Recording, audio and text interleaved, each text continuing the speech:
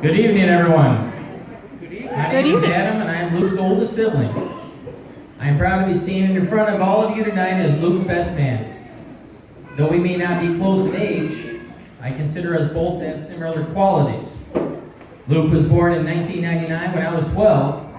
It was around this time of my life that I began babysitting all my siblings when my parents were not home. I guess I never realized that I had at one time changed Luke's soiled diapers many times.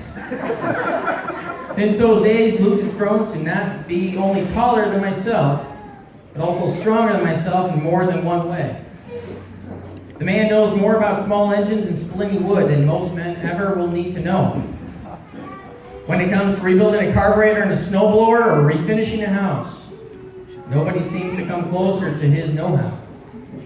I can remember a day not long ago when the octave of his voice would screech upwards, when he would end a question with an upward inflection. Well?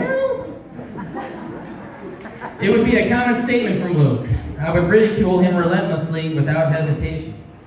His feelings were of no concern to me. However, it wasn't until his voice was at least an octave lower than mine. Then I realized he had reached the end of puberty before I had. This was just last year, mind you. Our father has on numerous occasions threatened great physical harm to Luke.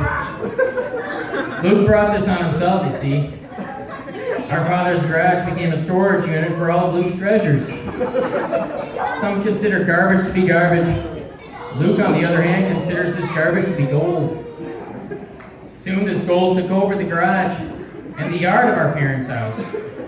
However, he was always willing to help with mechanical and home repairs whenever needed. The police officers of Janesville have a special relationship with Luke and I, though for different reasons, of course. Luke has first-name relationships with multiple officers due to his love affair with motorcycles and four-wheelers. In the country, these are fun and exciting toys to possess. Within city limits, however, they tend to tick off the neighbors. Luke and I did not start getting close until the last few years. Him and I enjoy smoking a good cigar and solving all the world's problems next to a campfire. We both enjoy our yearly camping trips with our family. However, he usually will always catch more fish than the rest of us, mainly you, Dad. Sydney and I have come to tolerate you and your smart-ass attitude. There was a time that I thought Luke would build a cabin in northern Alaska, living out his days on the land. I dreamed of visiting him from time to time. I still do. When he met you, though, everything changed, and he seemed to mature in many ways that I never saw possible. He found his best friend, but also a person he could spend the rest of his time with. Even though you seem to find the most inopportune times to jab me in the ribs, Sydney, I am still very thankful that you and my brother found each other. Alex and I have only been married for 4 years, and we dated for only 2 years before that. But we have a daughter for 2 years and have lived with her grandmother for over 2 years. And times have been tough.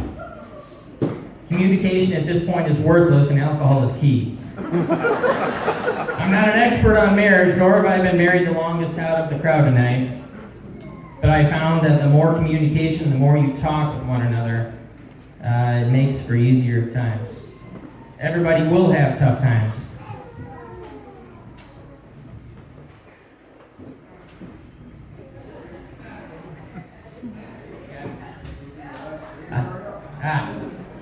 I know you both will get through everything life has to throw at you. Just make sure to keep good communication open and that your marriage is the top priority in both of your lives. It can't hurt to buy her tacos either, Luke. Never stop dating each other. We love you both and congratulations.